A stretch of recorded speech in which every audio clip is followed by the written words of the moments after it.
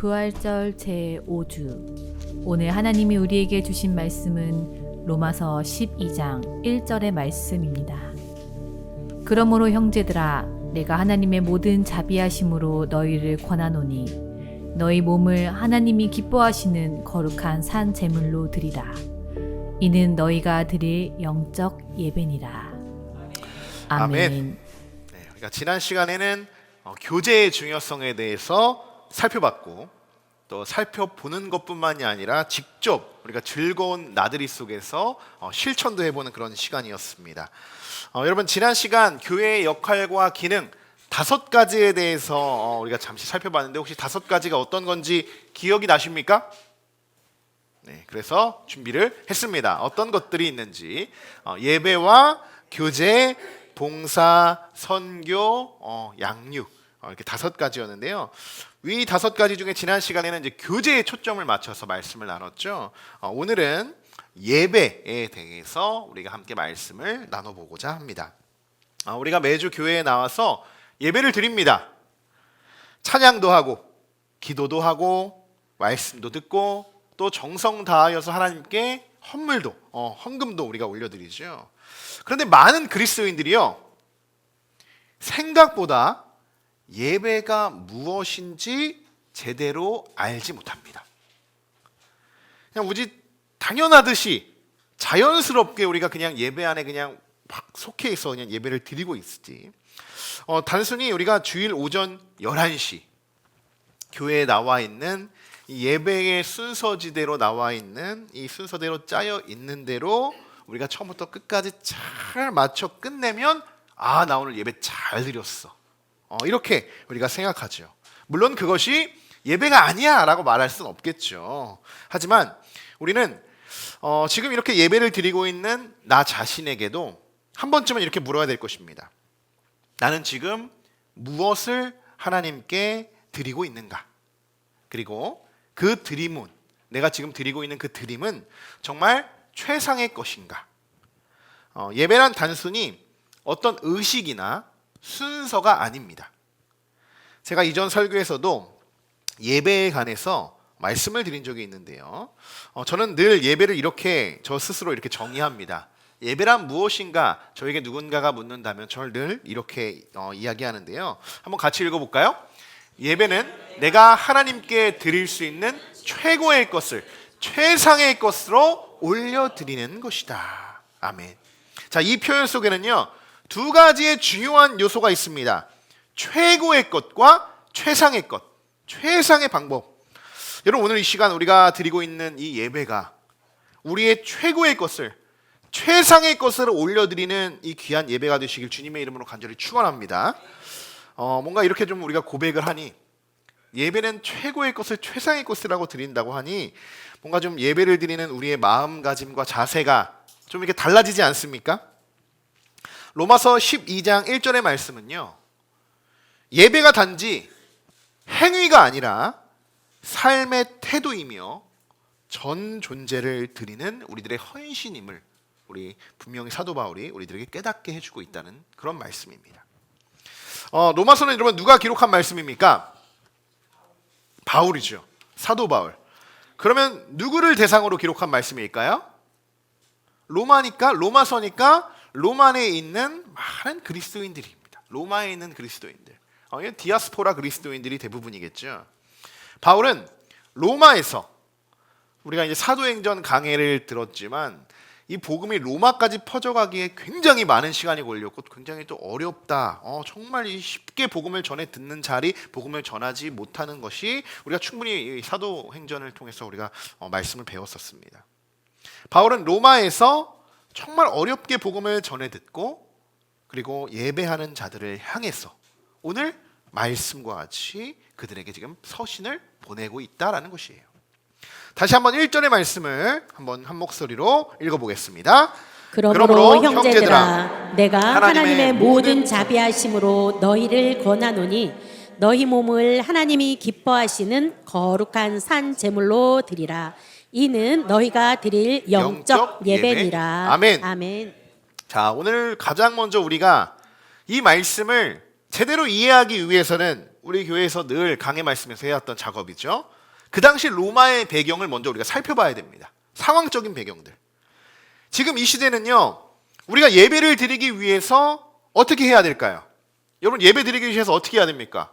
가까운 교회를 찾아가면 됩니다. 수없이 많은 교회들이 있죠. 오늘도 주일날 예배를 드리시러 오시는 이 자리까지도 우리는 십자가를 수십 개, 정말 때로는 수백 개까지 지나왔을 수도 있어요. 또 나 혼자 교회에 가서 예배 드려야지라는 마음은 있는데 또 혼자 가기 어렵다면요, 어떻게 합니까? 내 주변에 얼마든지 있죠. 카톡 프로필만 봐도요, 예배 열심히 드리고 교회 열심히 다니는 친구들, 지인들 있습니다. 그러니까 내 주변에 믿는 사람들이 얼마든지 있는데 전화 한 통만 해서 나 교회 가고 싶어, 이렇게만 이야기하면 어떻게 됩니까? 11시, 10시에요. 자동차 타고 슉 와가지고 얼른 데리고 갑니다. 이렇게 우리는 언제든지 내가 예배를 드리고자 마음만 먹는다면 언제든지 어디서든지 자유롭게 하나님을 예배할 수 있습니다. 우리는 그렇습니다. 자, 그런데 로마 제국 시대는 어땠을까요? 로마라고 생각하면 참 여러분 어떤 것들이 가장 생각나십니까? 로마 하면 박해죠. 박해. 그리고 억압당하고 늘 감시하고, 우리들이 지난 오병이어 설교에서도 우리가 영상으로 봤듯이 예수님이 무리들 앞에서, 그 5,000명 무리들 앞에서 말씀을 전하실 때도 그 주변을 둘러서고 있는 사람이 누구였습니까? 로마 군인들 아니었어요. 말탄 병정들이 있었고 늘 예수님과 또 그 무리들, 제자들이 무엇을 하는지 늘 감시하고 있었어요. 그러니까 로마 제국 초기에는요, 박해가 훨씬 더 심했다라는 겁니다. 심했다. 이런 상황에서 로마에 있는 그리스도인들이 마음 편히 내가 하나님을 예배할 수 있었을까? 공적인 예배당. 로마에 여러분 공적인 예배당이 있었을까요? 없었을까요? 없었죠. 없었어요. 공식적인 예배당이 세워진 것은 313년 콘스탄티누스 황제가 밀라노 칙령에 의해서 이제 로마 제국 안에, 그래, 기독교 너희들이 예배하는 그 예배에 대해서 우리가 자유를 허용하겠다라고 해서 313년부터 기독교인들이 예배당을 만들고 예배할 수 있게 된 거예요. 그제서야. 이때가 무려 313년 이후라는 거예요. 313년. 그러니까 그 전까지는 이들이 어떻게 예배드렸다는 거예요? 예배당도 없으니까 비공식적으로 은밀한 모임 가운데서, 때로는 대부분이겠죠, 박해를 피해가면서, 더 나아가서는 나의 목숨을 내어놓으면서까지도 이들은 예배를 드렸다고 있는 거예요. 그렇게 그들이 당시 예배를 드렸던 장소는 그럼 어디일까요? 가정교회. 가정에서는 우리 안에만 있으니까 외부적으로 알려지지 않죠. 우리 가정에서는 가정교회. 사실 우리가 처음에 교회 건축하고 처음에 개척할 때 대부분 가정교회를 우리가 컨셉으로 잡지 않습니까? 사실 가정교회라는 이야기가 가정에서 작게 은혜롭게 시작해가지고 이렇게 예배드렸다는 그런 의미도 있지만, 사실 박해에 밀려나서 가정부터 예배를 드릴 수 없었던 그런 계기가 있어서 가정교회부터 시작이 된 겁니다. 그리고 한번 제가 이전에도 말씀드린 적이 있는데, 카타콤이라는 거 혹시 기억나실까요? 카타콤이라고 불리는 지하 묘지예요. 지하 묘지. 저도 이곳을 실제로 가봤는데 대부분의 여기 묻힌 사람들은 콜로세움, 기독교인들이 거기서 굉장히 많은 사람들이 목숨을 잃었죠. 거의 실험적인 그런 쪽으로 기독교인들을 거기서 박해하고, 거기서 죽은 시체들도 제대로 보관하지 못하고 제대로 묻어주지도 못하고 거의 그냥 버려지듯이, 기독교인들이 그것을 모아서 어디 묻을 데도 없으니까 지하 묘지로 그 시체들을 옮겨서 거기다 묻습니다. 그것이 이제 카타콤이라고 불리는 지하 묘지인데요. 그곳에서, 그러니까 가정교회 아니면 지하 묘지는 이곳을 제가 가봤는데 완전 미로 같아요. 들어오면 나갈 수가 없습니다. 저희도 가이드가 그 수십 년 했을 거 아니에요. 가이드가 한 번 길을 잃었어요. 뒤에 30-40명이 따라오는데 가는데 갔던 길이 또 나오는 거예요. 가이드님이 이상한데요. 가이드 능청스럽게 여기가 맞아요. 저희 잠깐 돌아가려고 하는데요. 다 이제 웅성웅성 여기 길이 그렇게 어렵구나. 근데 정말 어렵습니다. 그러니까 그렇게 들어가면 나올 수도 없는 미로 같은 공간에서 이들이 예배합니다. 예배해요. 바울은 오늘 가장 먼저 그들에게 하나님의 모든 자비하심으로 너희를 권한다, 이렇게 이야기하고 있습니다.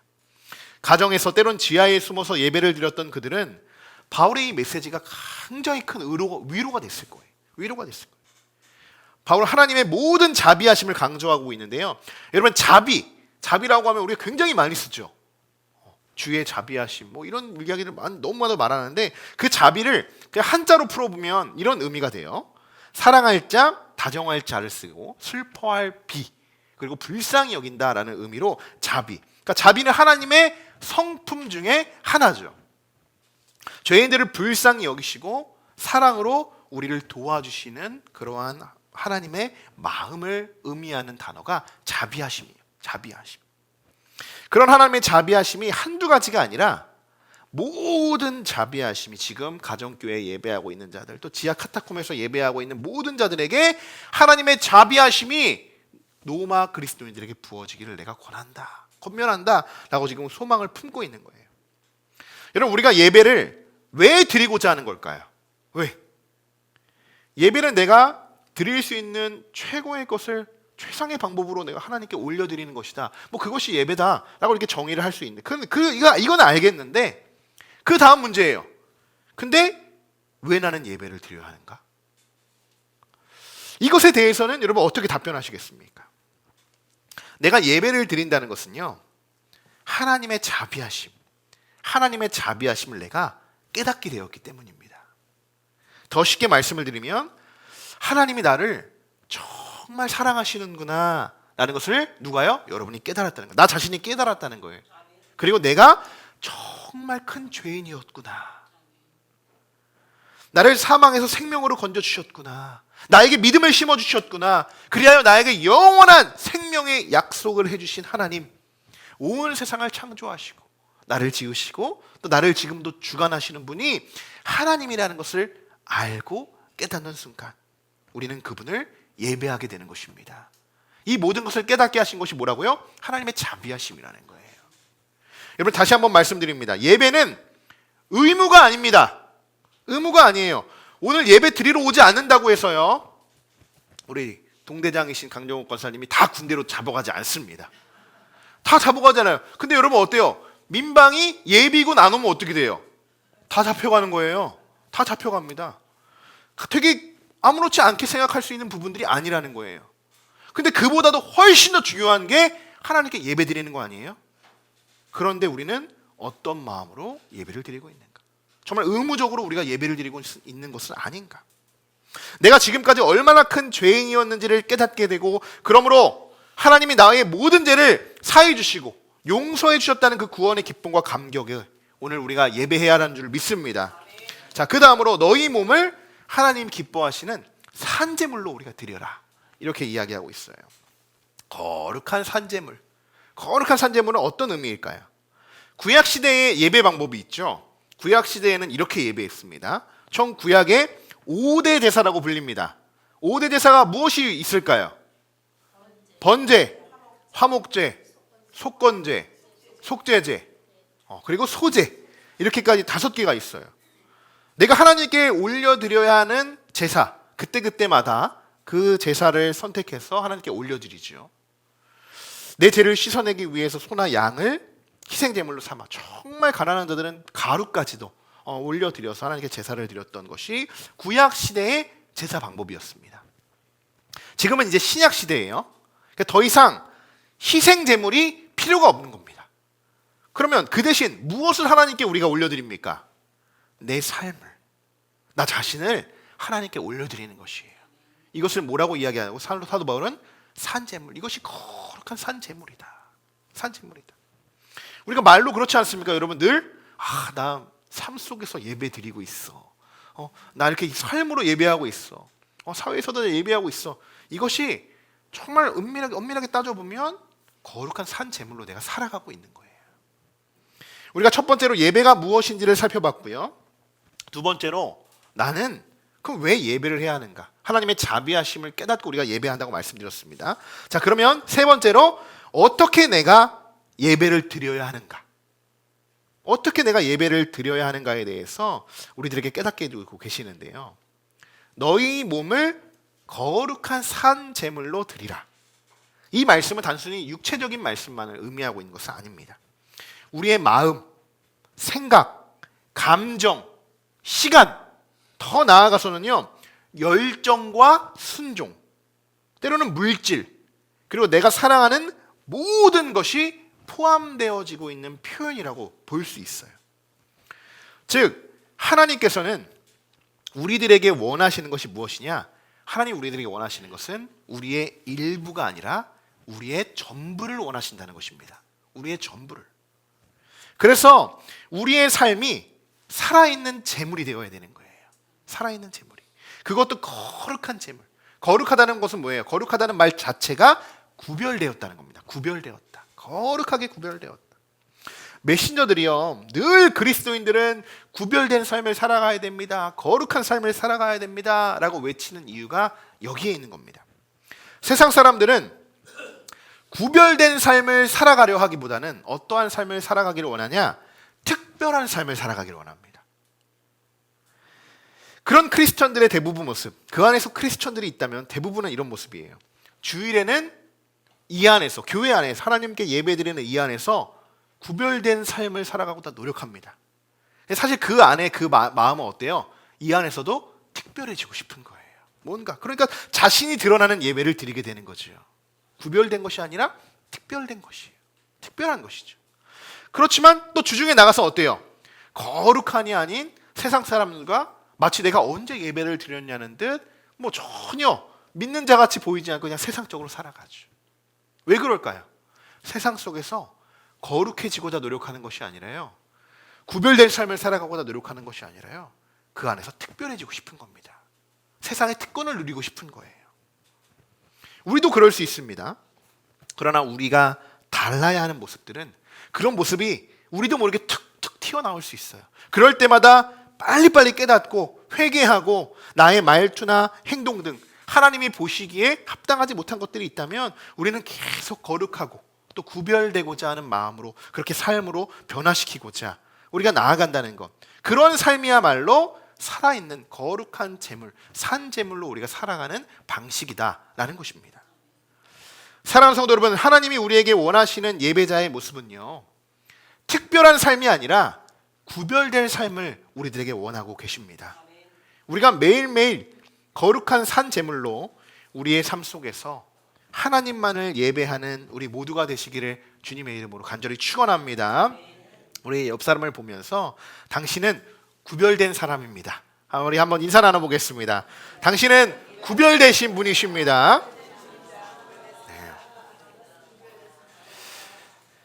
마지막으로 바울이 이제 이렇게 이야기합니다. 오늘 말씀 제목이기도 한데요. 이는 너희가 드릴 영적 예배니라. 영적 예배니라. 예배가 무엇인지 제가 설명드렸죠. 최고의 것을 내가 드릴 수 있는 최고의 것을 최상의 방법으로 올려드리는 것, 그것이 예배인데, 그리고 나는 그러면 이렇게 드리는 예배를 왜 드려야 하는가? 하나님의 자비하심을 깨닫고 내가 정말 죄인이고 하나님이 나를 너무 사랑하신다는 것을 내가 정말 하나님을 제대로 만난 거죠. 그것이 자비하심을 정말 느낀 거죠. 그리고 내가 예배를 왜 드려야 하는지, 그리고 나서 또 어떻게 예배를 드려야 하는지, 내가 거룩한 산제물로 하나님께 예배해야 된다는 것까지 바울은 설명하면서 마지막으로 진정한 예배의 의미가 무엇인지를 우리들에게 설명해주고 있습니다. 다시 한번 정리하고 있는데요. 영적 예배란 무엇인가? 이것은 헬라어 원어 그대로 제가 가져왔어요. 헬라어 한번 읽어볼까요? 시작. 네, 로기켄 라트레이안이라고 읽어요. 로기켄 라트레이안.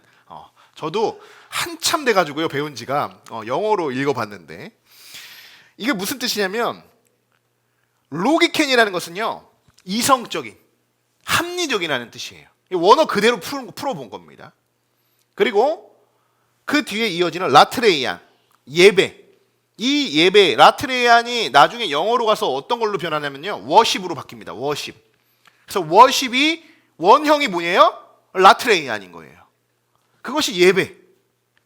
자, 정리해보면 이래요. 영적 예배란, 이 사도 바울이 지금 로마인들에게 하는 영적 예배에 대해서 정의한 겁니다. 영적 예배란 이성적이고 합당한 예배다라는 거예요. 이성적이고 합당한 예배다. 논리적으로 타당한 예배다. 이렇게 이해할 수 있는 거예요.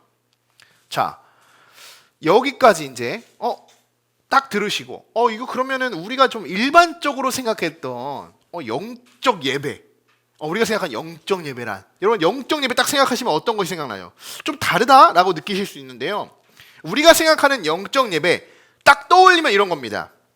거룩하고 뭔가 성령 충만하고 우리가 예배드리는 이곳에 하나님의 임재하심이 아주 강력하게 일어나요. 그런 느낌들. 그러면서 막 감동과 눈물이 있고 정말 거룩한 이 홀리 스피릿, 이런 영성만들을 떠올릴 때가 있어요. 그런 예배만 이것이 영적 예배야, 거룩하지, 이렇게 우리가 생각하고 떠올릴 때가 있다라는 겁니다. 이성적인 예배보다는 이렇게 정리할 수 있어요. 감성적인 예배만을 우리가 생각할 때가 있다는 거예요. 영적 예배를 볼 때. 물론 그것도 맞습니다. 예배 안에는요, 성령님께서 우리들에게 부어주시는 뜨거운 놀라운 감동들이 있어요. 그래서 예배를 통해 하나님께서 우리의 마음을 감동시켜 주시죠. 감동 있고 눈물이 흐르는 건 당연해요. 그러나 제가 말씀드린 건 뭐예요? 감성적인 부분도 예배 안에 꼭 필요한 부분이지만 이 부분이 정말 중요한 부분이에요. 정말 조심해야 되는 부분이에요. 왜 그러냐?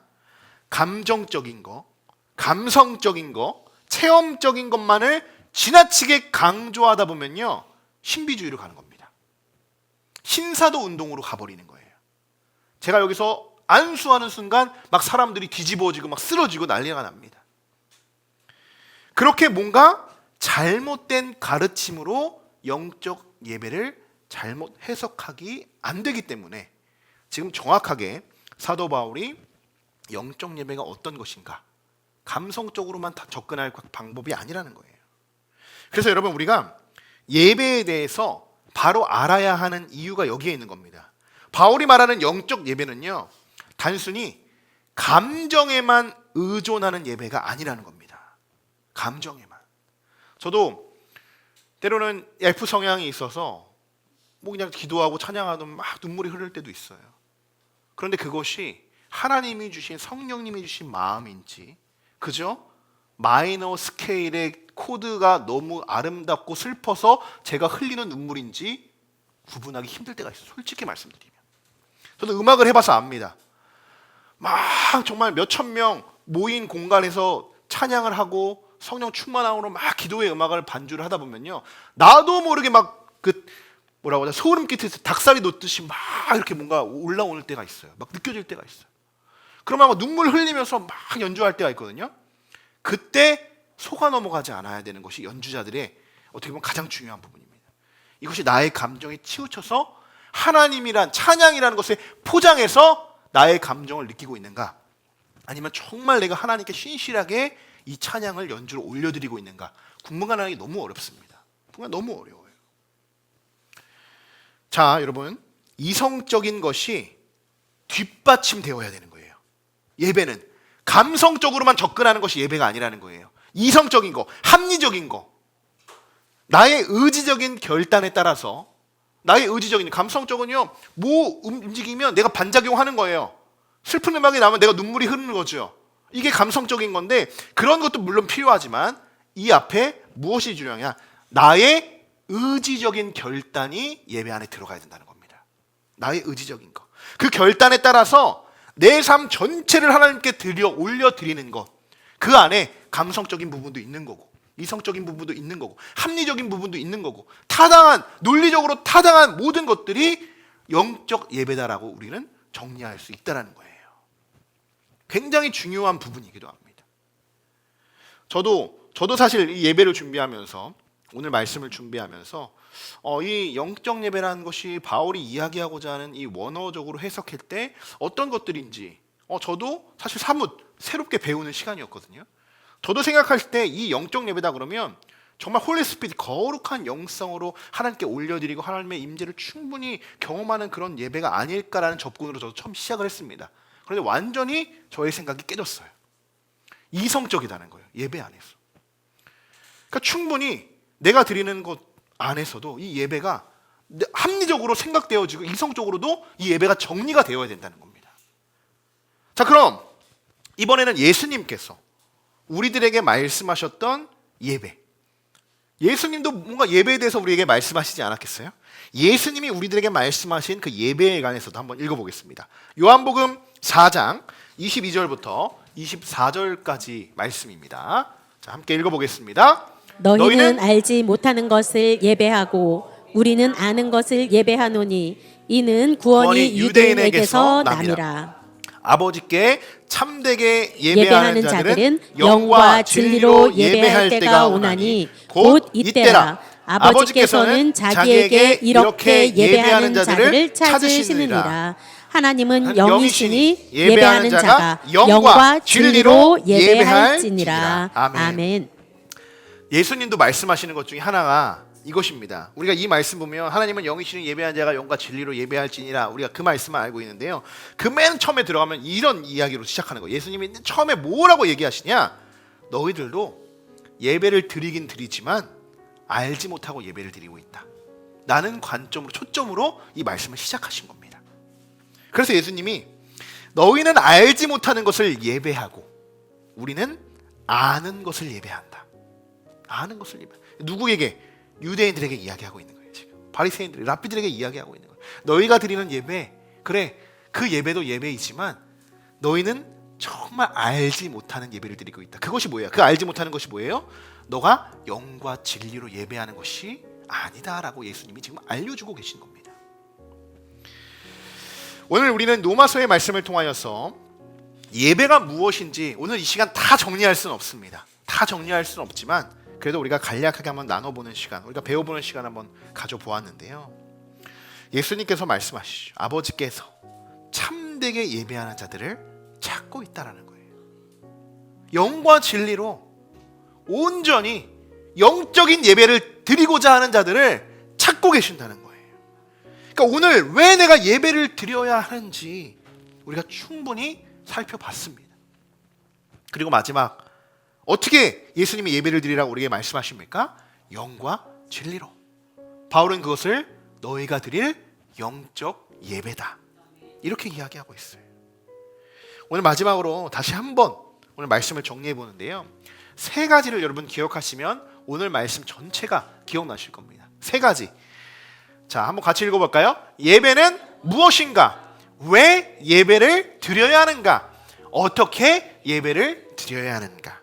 이 세 가지 질문에 여러분들은 충분히 오늘 답하실 수 있게 되신 줄 믿습니다. 이 세 가지를 오늘만 끝나고 오늘만 듣고 그냥 흘러가는 것이 아니라 이번 한 주 동안 끊임없이 여러분에게 물으십시오. 여러분 스스로에게 물으십시오. 나는 지금 어떻게 살아가고 있는가? 나는 지금 이 삶이 정말 거룩한 삶인가? 특별한 삶인가? 구분된 삶인가를 여러분 점검해 보시면서 내가 왜, 무엇 때문에 이렇게 노력하고 나아가고 있는가? 내가 지금 드리고자 하는, 내 삶에서 예배를 드리고자 하는데 내가 정말 하나님께 드리고 있는 이 예배가 나는 최고의 예배를 올려드리고 있는 것인가? 내가 지금 예배하고 있는 이 마음가짐과 나의 행동과 이 모든 것이 정말 내가 하나님께 드릴 수 있는 최상의 방법인가? 이것을 우리가 계속적으로 스스로에게 질문해 보시면서 정말 하나님께 여러분이 올려드릴 수 있는 최고의 예배, 최상의 예배를 올려드리시는 우리 모든 성도분들이 되시기를 주님의 이름으로 간절히 축원합니다.